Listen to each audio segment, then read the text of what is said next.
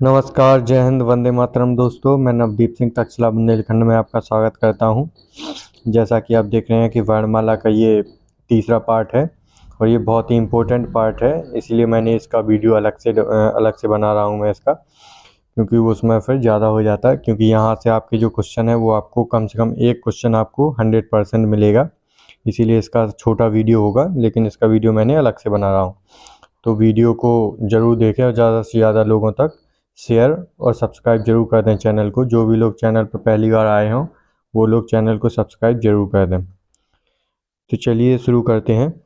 जो बाकी बचा था व्यंजन, बहुत ही इम्पोर्टेंट वीडियो है ये, इसको अच्छे से देख लें, अच्छे से याद कर लें, क्योंकि आपका यहाँ से 100% क्वेश्चन आएगा। जैसा कि आप देख रहे हैं इसमें होगा व्यंजन का वर्गीकरण, यहाँ से 100% आएगा, ये आप मान के चलिए। तो व्यंजन का वर्गीकरण कैसे किया गया है? घोषत, कंपन, स्वरतंत्रियों, झंकृत या प्रयत्न के आधार पर।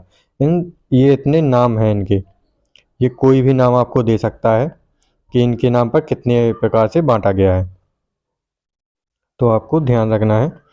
एक है आपका आंतरिक प्रयत्न, एक है आपका बाह्य प्रयत्न। तो इसको दो प्रकार से बांटा गया है, एक तो आंतरिक प्रयत्न के और एक बाह्य प्रयत्न, इसका नाम दिया गया है। तो पहले हम देखते हैं आंतरिक प्रयत्न। आंतरिक प्रयत्न को भी दो भागों में बांटा गया है, एक तो अघोष, एक सघोष। तो पहले हम इनकी नाम का मतलब जान लेते हैं, तो आपको आसानी होगी। हिंदी में आ का मतलब होता है नहीं, जैसे साधारण, और साधारण शब्द के पहले हम आ लगा दें तो असाधारण, मतलब जो साधारण नहीं हो। तो आ का मतलब होता है नहीं, और सा का मतलब होता है सही या सहित, जिसमें वो सम्मिलित होता है। ठीक है। तो और घोष का मतलब होता है कंपन होना। ठीक है। तो अघोष मतलब जिनमें कंपन नहीं होता है, और सघोष का मतलब कंपन सहित, मतलब जिसमें कंपन होता है। ठीक है। तो पहले हम इसको देखते हैं कि कैसे आपको याद रखना है। अघोष, इसमें आता है पहला वर्ग, दूसरा वर्ग, पहले वर्ग के व्यंजन, दूसरे वर्ग के व्यंजन, और ये तीनों सा, तालव्य सा, मूर्धन्य सा और दंत सा। तो ये एक दो क्या है वर्ग?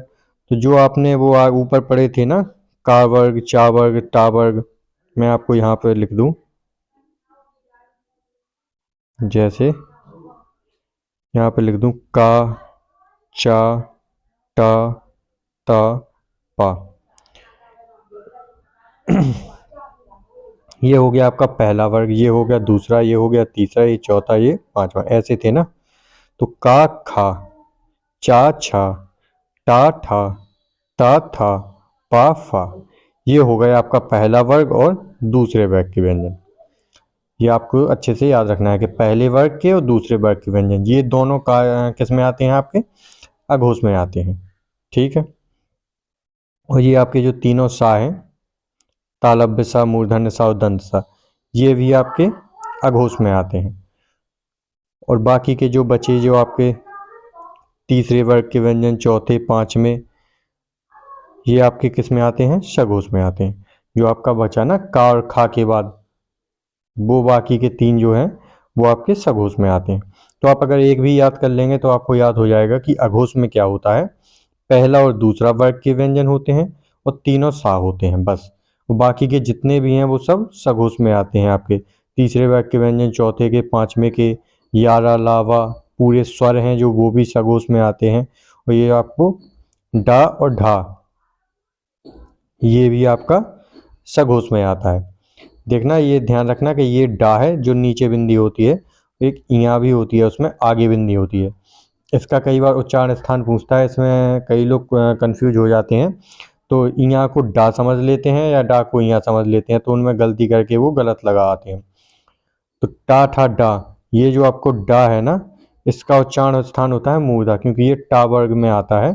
तो टा वर्ग का आप देखना उसको, तो ये मूर्धा में आता है। लेकिन जो आपका इया हो गया, जिसके आगे बिंदी होती है, ये पंचमा अक्षर होता है, तो ये क्या होता है? अनुनासिक। मैंने बताया था कि जो पांचवें वर्ड होते हैं वो अनुनासिक होता है। ये आपको अच्छे से ध्यान रखना है। जैसे कि आप इसमें देख रहे हैं, ये है इया पांचवा वर्ग ये अनुनासिक होता है, क्योंकि ये डाडलिया इसमें नीचे बिंदी होती है, ये आपका मूर्धा है। ठीक है, तो ये आपको ध्यान रखना है अघोष सघोष। इसके बाद आते हैं आपके बाह्य प्रयत्न। आंतरिक प्रयत्न को दो भागों में बांट दिया, अघोष सघोष। पहला वर्ग, दूसरा वर्ग और तीनों सा ये अघोष होते हैं, सघोष होते हैं, तीसरा चौथा पांचवा और बाकी के जितने बचे आपके या रा ला वा सारे स्वर डाडलिया ढाढक्कन ऐसे भी याद कर सकें, ये भी क्या होते हैं, सघोष होते हैं। फिर बाह्य प्रयत्न में क्या क्या आएगा, बाह्य प्रयत्न को भी दो भागों में बांटा गया है, एक तो आपका अल्प प्राण और एक महाप्राण। ठीक है, तो अल्प प्राण मतलब, अल्प मतलब कम और प्राण मतलब वायु।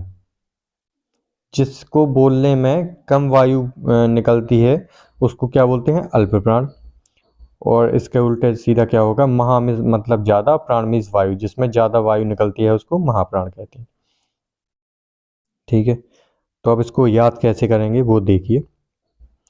पहला है आपका अल्प प्राण, दूसरा है आपका महाप्राण। तो इसमें हमें एक ट्रिक कर सकते हैं हम काम। अघोष सघोष में तो ये हो गया कि पहला दूसरा अघोष और बाकी के तीन, तीसरा चौथा पांचवा सघोष।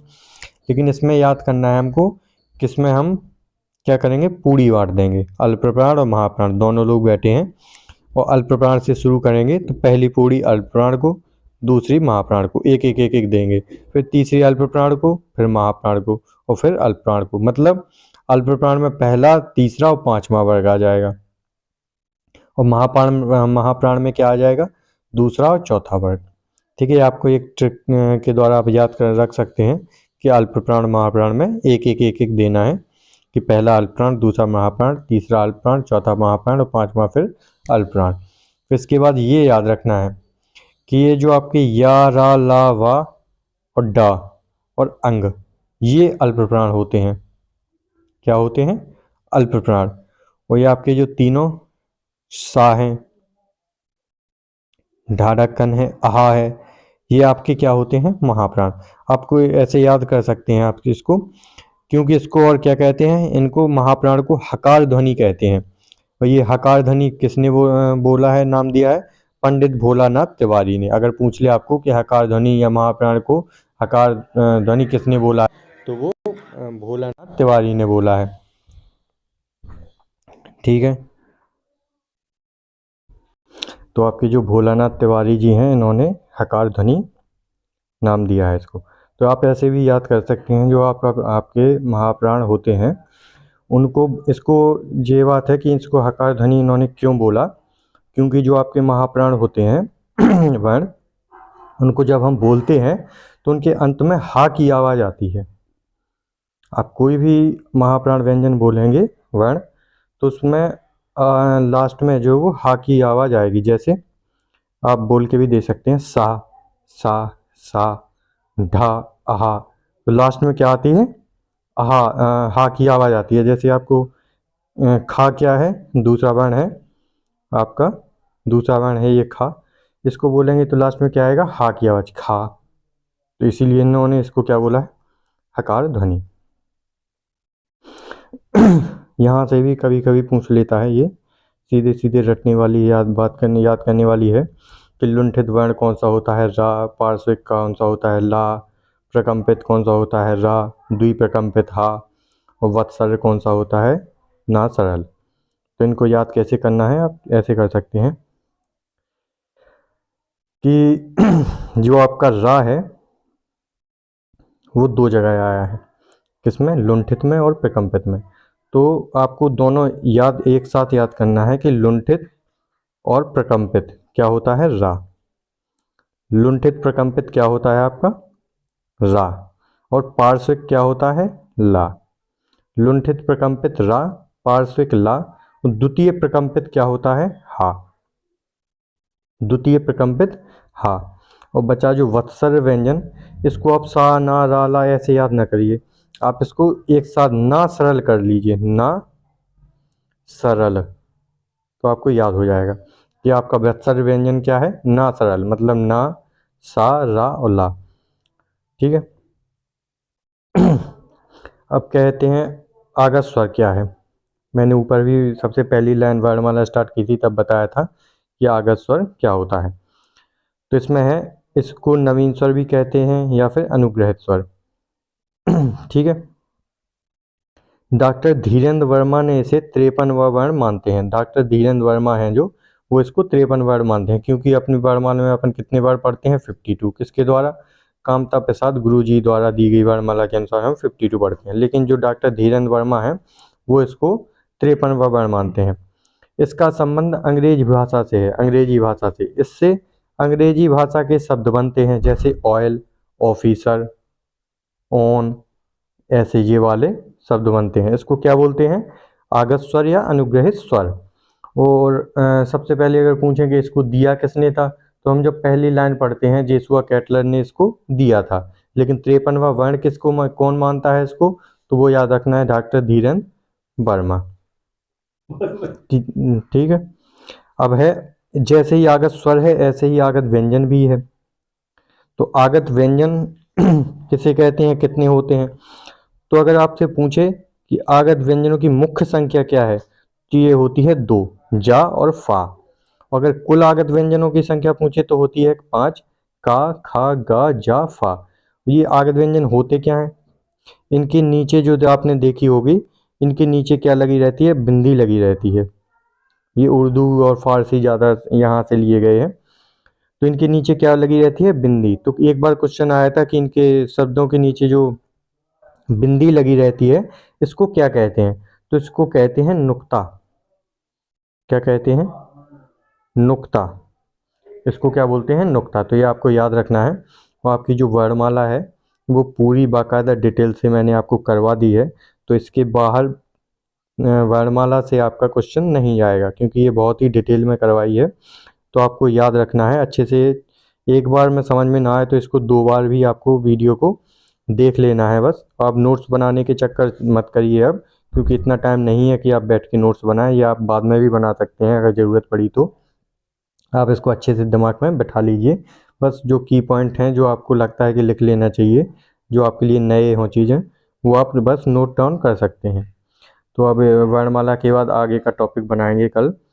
तो वीडियो को लाइक और शेयर सबके पास ज़रूर कर दें, और जिसने भी सब्सक्राइब नहीं किया हो वो लोग चैनल को सब्सक्राइब जरूर कर दें।